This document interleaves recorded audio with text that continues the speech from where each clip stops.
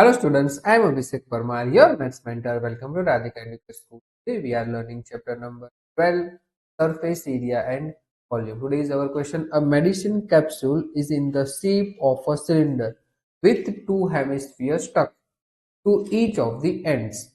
The length of the entire capsule is 14 mm and the diameter of the capsule is 5 mm. Find the surface area. अब देखो उसने पहले ही बोला है shape cylinder तो है, two hemisphere in the stock of the each of the end that means कि यहां पर से एक हेमिस्फीयर होगा। थोड़ा प्रॉपर्ली ड्रॉ कर देते हैं ताकि आपको पता चले।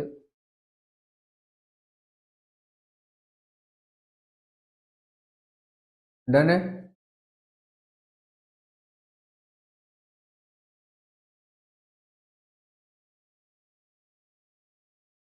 राइट। अब देखिए अगेन दो है तो हम और एक ड्रॉ कर लेते उस साइड भी।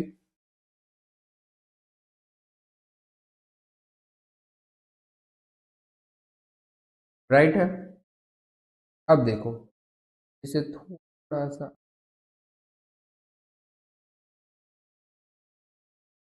अब देखो दो हेमिस्फीयर बन गए। अब आगे देखिए जो डेटा गिवन है हम वो यूज कर रहे हैं। अब देखो फर्स्ट ऑफ ऑल तो डायमीटर उसने the length of the entire capsule 14 mm लिखा हुआ है and the diameter of the capsule is 5 metre. तो अब देखो डायमीटर अगर 5 mm दिया हुआ है तो रेडियस क्या हो जाएगा 5/2 mm हो जाएगा। ठीक है, ये मुझे एक्सप्लेन करने की जरूरत नहीं है, आप सबको पता है। डन। अब देखो ये 5 मीटर था डायामीटर तो ये इतना पार्ट ही होगा 5/2। डन। और ये इतना पार्ट होगा 5/2। यहां तक डन है। ठीक है, और मुझे सरफेस एरिया फाइंड करना है तो मैं क्या करूंगा literal surface area of cylinder and surface area of hemisphere, two hemisphere. Done है। तो देखो मेरे पास जो हाइट है 14 mm वो तो पूरे सिलेंडर सॉरी पूरे कैप्सूल की है। मेरे पास सिलेंडर की हाइट अभी तक नहीं है तो वो हाइट मुझे फाइंड करनी होगी। तो मैं क्या करूंगा 14 माइनस 5/2 माइनस 5/2 कर दूंगा। 14 में से दो बार 5/2 माइनस कर दूंगा तो पता है कि 14 minus 5 is equals to 9 metre. तो हाइट कितनी हो गई 9 मीटर हो गई। यहां तक डन है सभी को।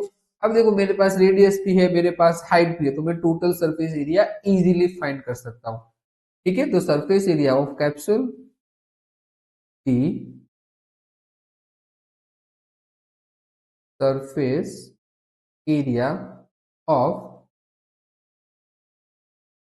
capsule is equals to area of two hemisphere, area of two hemisphere plus lead curved surface area फिर लिटरल सरफेस एरिया। ठीक है, curved surface area of cylinder. ठीक है, एरिया ऑफ हेमिस्फीयर क्या हो जाएगा फॉर्मूला टू, और देखो दो हेमिस्फीयर तो 2 × 2 पाई r² लिख रहा हूं। है ना।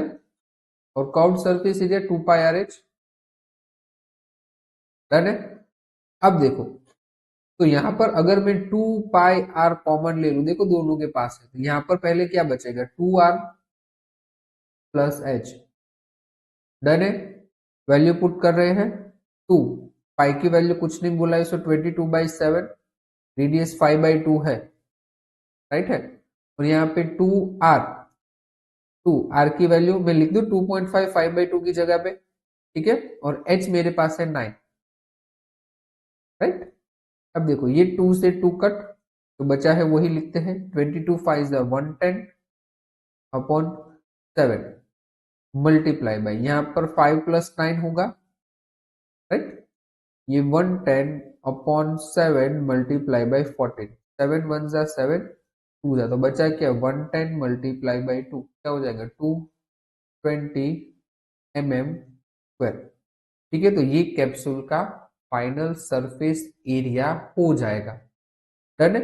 और कैप्सूल के लिए अगर एग्जाम में कोई और क्वेश्चन मीन्स के 2 मार्क्स में आ जाए तो इसके टाइप 2 भी है।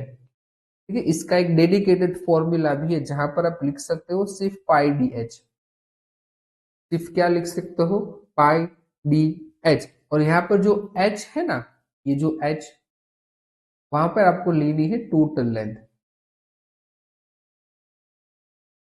Total length of capsule. तो ये इजीली हो जाएगा। देखो 22/7, डायामीटर क्या था 5, और हाइट टोटल 14, 7 1 जा 7, 2 जा 5 2 जा 10, 22 मल्टीप्लाई बाई 10, आंसर क्या हो जाएगा 220 mm। ठीक है, तो दो मेथड से कर सकते हो। अगर 3 मार्कर में क्वेश्चन है तो बड़ी वाली, अगर एमसीक्यूज में है तो फिर दिखाने की कोई जरूरत नहीं, 2 मार्क्स में है तो ये टाइप 2 आप इजीली कर सकते हो। ठीक है, तो मार्क्स अकॉर्डिंग काम करना है, एज वेल एज कोई भी क्वेश्चन सॉल्व नहीं कर देना। अगर 2 मार्क्स में पूछा है तो छोटी ही करनी है, वहां पे बड़ी करना मत जाना, अदरवाइज टाइम बहुत ज्यादा वेस्ट हो जाएगा। ठीक है, मिलते हैं नेक्स्ट वीडियो में, टिल देन